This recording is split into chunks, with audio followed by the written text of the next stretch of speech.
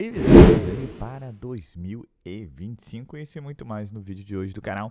Então, vambora para o vídeo. Claro, não vai abrir mão da temporada fora. E negociou com a federação estrear um pouco depois, passar a primeira rodada, não jogar a primeira rodada, alocar algum Primeira rodada dia 15 mesmo. Então, alocar algum jogo. O São Paulo vai estar nos Estados Unidos no dia 15. Ele não vai estar no Brasil, né?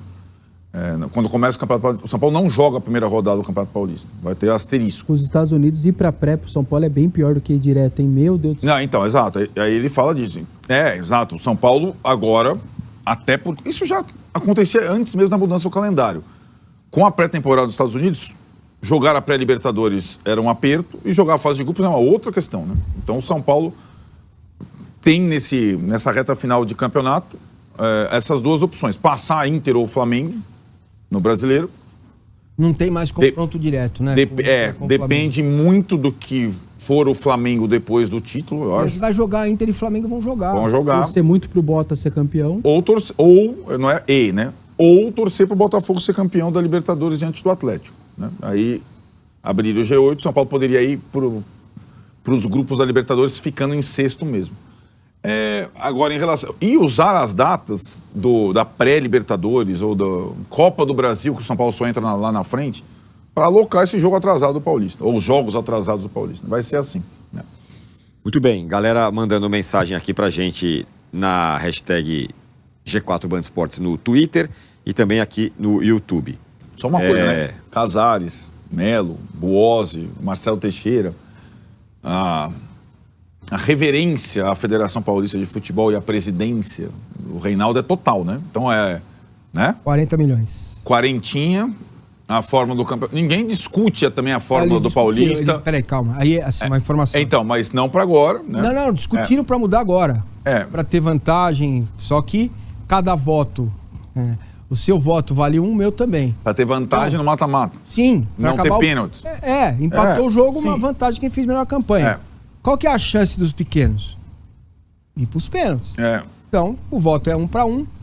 Não, tudo bem, mas os grandes não discutem mudança, diminuição de datas, diminuição de clubes estadual, não. Amém, tem 1000 patrocinadores e tal, quarentinha, beleza. Business, negócio. Vamos jogar as 16 datas sorrindo. Se bobear, nós vamos chegar a um tempo que os estaduais vão buscar suas próprias fórmulas e só o Paulista vai ter esse glamour.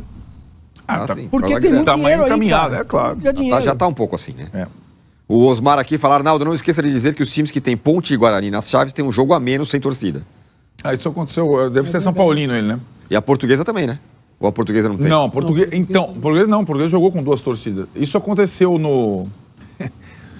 Isso que eu falo, né? Tabela, turno único, é detalhe, né? São Paulo jogou... Quantas partidas sem torcida no ano passado? São Paulo jogou como visitante contra Guarani e Ponte Preta. Teve essa mas esse ano vai bizarrice. jogar como não necessariamente. Sim, não necessariamente. Você joga fora. Você vai ver. Não necessariamente. Não inverte assim. Não. A única coisa que acontece são os clássicos. Os 2 que mais ficam longe no campeonato anterior fazem 2 em casa e 1 fora. Então é o Santos. Aproveite a Black Friday antecipada na loja Vida e Cor. Desfrute do conforto do kit cobre. Ele não é mais finalista do campeonato. Então, quem for agora? Santos e Palmeiras. O Santos teria 2 clássicos. O Santos e o Palmeiras farão 2 clássicos em casa na fase de grupos. Exato. Corinthians e São Paulo farão um só. Isso. É assim que... Por causa da classificação do ano passado. De um ano pro outro, entendeu? O finalista São Paulo, Palmeiras. É a maneira que a federação encontra de... Ninguém nunca reclamou, porque assim dá tudo certo e ninguém reclama. Diego Carvalho, São Paulo deveria levar muito a sério o Paulista, pois é provavelmente o único título conquistável da temporada. É como o Massinho tá falando, como é que você coloca, né? Aí, olha, você tem que ir bem na Libertadores, fase de grupos, hein? Você tem que ir bem no Brasileirão, você tem que ganhar o Paulista, mas tem que ir bem na Copa do Brasil também, porque, né? Mas isso vale para todo mundo, ou o Corinthians vai querer perder o Paulista? Não, o que eu acho... O que eu acho que ele tá falando, como vai ter toda aquela reestruturação, não vai ter tanto investimento, o time do São Paulo é possível... Mais acessível seria o Paulista. Entendeu? Lembrando a entrevista, a última entrevista você vai pro brasileiro, do Carlos Botafogo, não sei quem e tal, o buraco é mais adianta. Você viu a última entrevista do Carlos Belmonte pro GE, quando ele fala que explicou pro Zubeldia o que é o Campeonato Paulista? Quais são os macetes do estadual, qual a importância que o clube dá ao estadual? Aí ele falou, é um campeonato em que se você termina em primeiro no geral, você habitualmente você conquista o título. Então, já desde o primeiro jogo. Então, né? E aí falou isso pro Zubeldia, que é meio doidão, você vai ver a primeira rodada do São Paulo tá nos Estados Unidos. correndo. Não, vai estar nos Estados Unidos. É, né? não, E aí tem a história dos jogadores a mais. 4 jogadores a mais, o São Paulo, talvez os outros também, né? Vão começar o campeonato. Quais as condições da pré-temporada do São Paulo nos Estados Unidos? Vocês sabem? Quais as condições? Tem algumas vantagens colocadas Quais aí, as- né? Que é um quais- período que não chove lá, não é isso, Ronaldo? Exato. O São Paulo não tá tendo... Não, é que o São Peraí, Paulo... calma, deixa eu explicar a minha pergunta. Então, pergunta.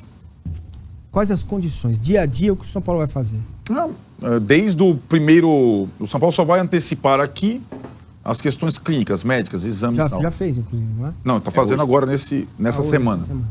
Chegando lá, já é pré-temporada normal, física, técnica e tudo mais. Com 2 jogos amistosos em 15 dias. Treina, vai pro hotel. Treina, vai pro hotel direto. Além da questão financeira, que pro São Paulo é uma vantagem, a impressão é que a convivência da comissão técnica com alguns novos jogadores e tal, e a concentração, de fato, no início da temporada, rendam já uma largada melhor. Para mim, tem Faz sentido.